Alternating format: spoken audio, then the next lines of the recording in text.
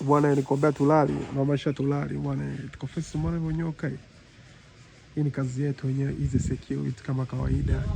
Tumekuja kumfungia mteja yetu na kazi yake imenyooka kama hivi, na tunahakikisha ipo kuna hali ya usalama mzuri, usingizi mzuri, na pia hapa tunafanya project nyingine. Tunaweza kufungia CCTV kamera.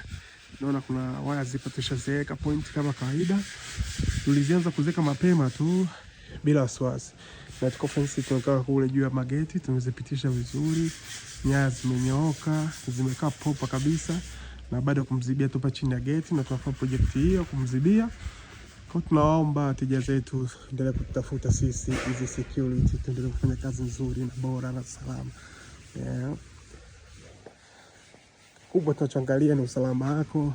Huwa tunasema usalama, kulinda mali zako, kulinda familia yako. Kama unawapenda, hakika utawalinda. Karibuni sana. Karibuni sana.